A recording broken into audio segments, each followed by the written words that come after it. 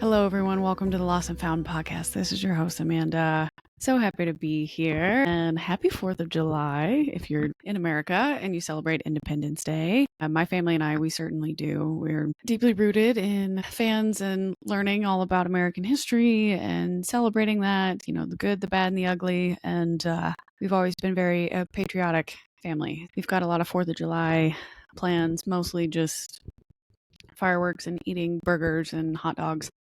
I am at my parents' house right now, so you can see if you're on YouTube watching, it's a very different background, and that's because this is not my house. But yeah, so we have a whole lot of work to do in general. I feel like I moved here a month ago now, and it's over a month ago. I've been here, I guess, about 6 weeks maybe in Kingsport, and oh my gosh, we haven't stopped. We have not stopped. From the day I moved in to unpacking to going straight back to work to podcast stuff to traveling for interviews to my big news to announce. If you haven't seen it or followed me on social media, my brother and my sister-in-law had their first baby. And so baby Jackson Bond Powers II was born on June 30th, 1:37 a.m., and he's so sweet and cute, as my brother is very proud, has a big old head, hands and feet.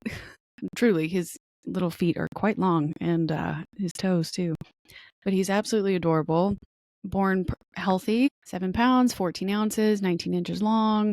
Mom is great, doing great. They're all at home. He did have to use the suction power to help him get out eventually. So they had to monitor his little head for a few days after the birth. But he's doing great, growing well, eating well, sleeping well. So again, he's only 4 days old. So how much trouble can he really cause yet? But everybody seems to be very happy and healthy. And so we're super grateful for that. So that's been going on. So last week I was supposed to release, the week that he was born, Friday the 27th, I was supposed to release an episode. I was going to do an hour, and I had a planned out outline and everything for the topics I wanted to cover, and I thought it'd be really good. But when I finally had the time to sit down and get that done, we were told, oh my gosh, my water broke. And so that Saturday, the 28th, we all got in the car, left, went straight to the hospital to be with Lee, and it took 36 more hours before Bond came into the world. But we are so happy and so grateful. Doing all of that blurred pretty much all of my time together. And so I haven't had much time to sit down and get back into the groove of podcasting. So I've been off the grid a little bit, and I'm sorry about that. Hopefully you've been handling your own mindfulness and you're not missing the mantras and the Wanderer Wisdom Wednesdays as much, but I will get back to it as best I can. Since today is the day of recording this, it is the 4th of July. I'm with my family, so today's episode's really not going to be long. This is strictly just a check-in to see how everybody's doing and let you know what's been going on. There's no method to the madness today, no pivoting support, really. The only thing I can kind of relate to right now is just that feeling of being overwhelmed. And sometimes being overwhelmed is a stress trigger, right? You're overwhelmed because there are so many crazy, chaotic, bad things happening. But my overwhelm right now, to help me keep it in perspective, my overwhelm right now is all privileged overwhelm, right? I have a full-time job that is just in a busy season. So that's happening. The podcasting, I am learning to get better at editing. I've downloaded different softwares. I'm trying to fix the learning curve on being a graphic designer and working through a couple of those things, audio engineering. So I'm self-induced overwhelmed by that. I got back some news from my website developer. So we have been editing the website and trying to get that up. So draft number 1 of the website was live. And so I had to work on editing all that after hours, after my job. And so there's just a bit of learning curve overwhelm. And so I know that a lot of the stress that I'm feeling right now is it's purposeful and self-induced. And so that's why I'm trying to caveat this statement right now, is that I have a lot going on, but I know that it is a privileged overwhelm for me. So I drove over last night after work to be with my family today, so that way I didn't bother with driving today instead. So I spent the night, finished work for the week, spent the night with my parents, and today I'm doing more work, more podcast edits, more training, and then we'll eat together but they also are busy. They're out doing housework and chores and errands and cooking and cleaning and organizing their own house because they have not had a chance to stop either since the move. They went to Europe in April for 3 weeks. Came back, picked up their dog, went home for 1 week, moved out of the house that I live in now, out of Mimi's house, moved into their new house, which was an Airbnb. So they had to clear out all the Airbnb furniture. Then they came back for my sister's kids' graduation. So they came back for graduation. Then my mom stayed for about, 5-6 days to help me pack. We packed, moved, and then somewhere in there was also the baby shower for Lee and Jackson. So yeah, there's been so much just in the last 6 weeks alone. And I'm about to leave, obviously not this weekend, but this coming weekend. So July 12th through the 14th, I'll be in Atlanta because I'm going to the Beyonce concert. Oh yeah, gonna go see Beyonce with my bestie, Maya. She was one of my college roommates. I would love to get her and Portia on the pod. I don't know if they would be open to that. Not everybody. Let me say this. A lot of my friends support my show. They're proud of me. They, tell me that they can see I've grown so much or that all these different things have changed about me and stuff like that, but that they personally would not ever be on a podcast. And that's completely fine. It's not everybody's cup of tea to be so public beyond their own social media pages. So being on the internet, on a video, recorded, they're not their hype. However, Portia and Maya saved me at Ole Miss. I had a really bad first 3 months roommate when I got assigned to the Honors College housing, and we did not get along. There was a really bad miscommunication, I think, within the first couple of days of us moving in there, and it completely turned that individual off about ever wanting to be friends with me. And I didn't know that. So I'm just living my life, moving around, beep bopping, being an idiot, trying to study for biology. And the whole time my roommate just hated me, absolutely hated me. And I eventually moved out of the room to be somewhere else because I was, calling my parents all the time. I made such a mistake. I shouldn't have gone to Ole Miss. I should have gone to UT Knoxville with all my other friends. Why did I branch out? What was I thinking? This is horrible. Can I transfer? And they bless my parents for being smart enough to negotiate. Hey, just wait the semester out. If it's that bad, you can leave in the spring or something like that. I don't fully remember if it was 1 semester or 1 year, but I'm betting you because they already paid for the first semester. They're like, your scholarships are already done. The money's gone. The 5 months are paid for. Please go through with this. But anyway, long story short, I move into a new room a couple floors up in that same building, but Portia and Maya became my new roommates and they absolutely saved me. I stayed with them for the remainder of freshman year, all of sophomore year, and then I think both Portia and I moved off campus in junior and senior year. But anyway, I love them so much and they were such a core memory for me for the rest of my life. Maya ended up living with her family and moving back up to closer to Memphis. And so every now and then we would see each other when Beyonce would be on tour. And so the first time Beyonce came to Nashville as an adult, I don't know if she ever did when I was younger, but as an adult to be able to buy my own concert ticket and do that, I went and saw her with Maya, which was amazing. And then saw her again on my own separately with my sister for the Lemonade tour. And then Renaissance was, Maya did Renaissance, and now I'm doing the Cowboy Carter tour with her. So we will have seen Beyonce together 3 times, and we saw Lizzo in Nashville together, and let's see what else. And Megan Thee Stallion in Memphis. And so she's been my concert buddy for forever. And we always get epic, as close to the front row or in the pit type tickets together. So for Beyonce in Atlanta, I think it's going to be wild. Just straight wild. But I can't wait. I'm so excited. Atlanta's fun and there's so much to do and see, and the food is amazing, mostly because I follow everything that Heather McMahon ever says and does in that town. So I'm going to try and see if we can get, I don't know if we can get reservations at Yepa. We can try and get into Yepa. That'd be really cool. But we'll see. So that's coming up next weekend. So I have a podcast that will come out this coming Friday. So Friday the 10th, that'll be a new interview for you guys. I'll do recordings probably tomorrow or Sunday for the Monday Mantra. We'll get back into the groove. Monday Mantra.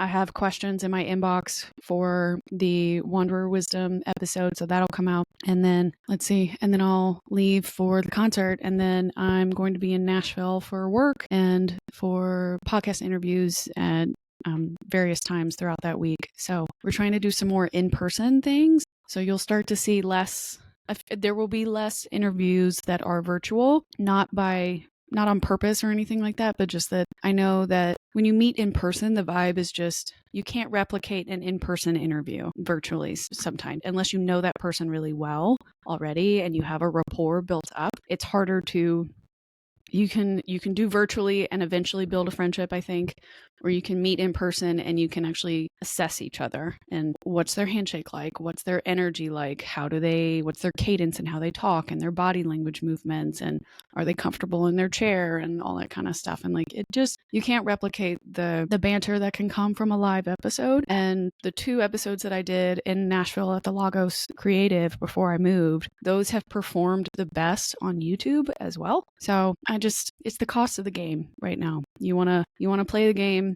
and you want to do interviews. So if that's the case for this podcasting thing, you got to find a way to afford more public in-person interviews. So we'll see how that goes. That's kind of where I'm at right now. That's happening. And then I'll be gone for that week in Nashville. Got a bunch of doctor's appointments, a lot of work appointments and interview appointments. And then I'll be back no later than the 20th, I guess. And then home for about a week and a half.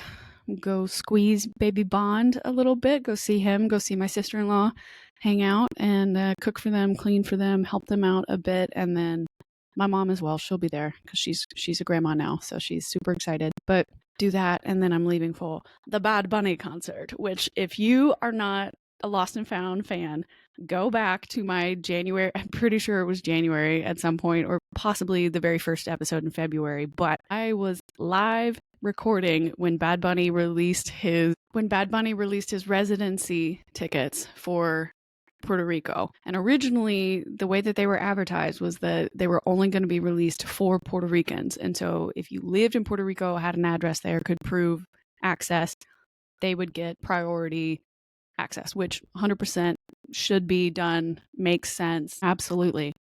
But they opened for non-residents, and I was in the middle of recording the episode, and I paused the episode for like 10 minutes to actually make sure I could log in, get off the wait list, buy the tickets, secure the hotel, secure the VIP access, all that kind of stuff. And then I jumped back on and I was like, I just bought myself my birthday present. So my birthday present is coming to fruition in August. And we are going with my friend Vidisha, who was also a guest on this podcast. Go back and listen to her episode. I'll link that too. I'll find the links so you guys can have those. I'll add that to the show notes there. But I'm so excited. So there's so much more coming, so much more stuff happening all the time. Everywhere. So I keep telling myself, like, when am I gonna catch a break? When am I gonna slow down? When? Honestly, I don't know. But I think sometimes you have to keep things into perspective that like this is the life that it's hard to complain, right? Despite having the overwhelmed privilege, it's hard to complain about something when this is the life that you asked for. You know, I've always dreamed now, or at least the last couple of years now, have dreamed about having a more flexible life, a life where I could be with my family more often, where I could support them in different ways, where I could be more of a contributor or provider or whatever, and also wanting to have the flexibility to be able to travel and to be able to enjoy my life and not just be strapped to a desk, metaphorically, and like making somebody else's dreams come true for forever instead of figuring out what are mine and how do I help those happen. So it's been a wonderful few weeks, a lot of growth crammed into a finite amount of time, but a very important time. Summer has been really kicked off from the start, and I think it's only going to get faster and better as we move forward. So that's really all I've got right now in terms of genuine updates. I wasn't really going to go into a deep report or birth story for Bond, since that's not my story to tell. If Lee ever wants to come back on the show, I will ask her and see if she'd be interested in something like that. But if not, then that's okay. But essentially everything's good. Everybody's healthy. I'm busy as hell. I'm feeling very patriotic. It's some of my most favorite time of year, you know, spending the summer in red, white, and blue. I do love me a red, white, and blue outfit. I bleed red, white, and blue. If you know me at all, I actually have 2 different sides of my closet. My closet, one door opens and it's all the workout clothes and it's all like dark black, blues, greens, and then on the other side of my closet's my regular everyday clothes and it's all cotton and blue and jeans and red and white tops in some form or fashion. I'm classic. I'm a classic plain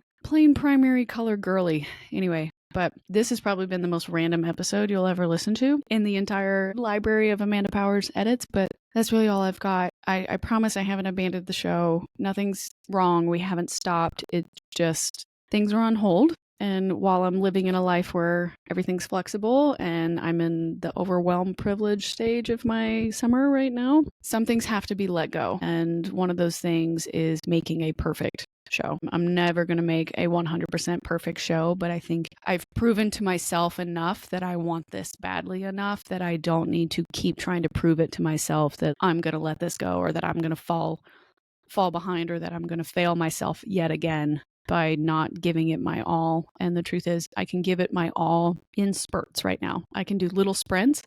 I cannot do a full marathon straight through. I don't have the time, right? I can't do a steady pace of stuff. Like I can do spurts of, all right, I have 2 hours today.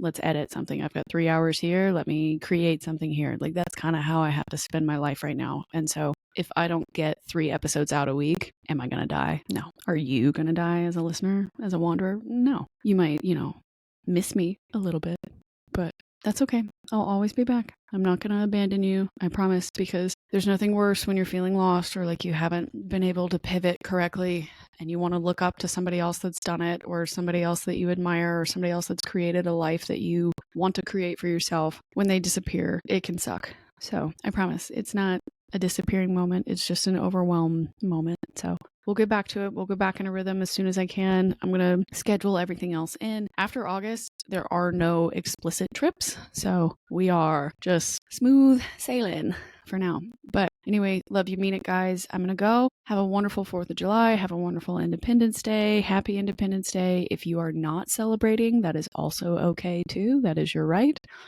That is what freedom is for. Your right to believe what you would like to believe, practice what you would like to practice, and embrace what you would prefer to embrace. You are able to agree with one another and you are able to disagree with one another because those rights are protected, and as they should be. So everybody, for those celebrating, happy 4th of July. For those doing something else, have a wonderful day. And remember, like, subscribe, leave a review, hit those 5 stars. Let me know what you love about the show. Let me know what you'd like me to add. If there's a guest you think I should invite to come on, if there's another topic that hasn't been covered yet that you're really curious about, send me an email, hello@podcastforthelost.com. If you just have a quick DM kind of question, you can hit me up on Instagram. You can leave comments on YouTube, leave comments on the Spotify episodes directly. I will also leave a link in the description for an anonymous messenger if you would rather not have me know who you are, but you still want to ask a question. That's totally fine as well. I will catch up with you guys next week, and remember, wanderers are always welcome.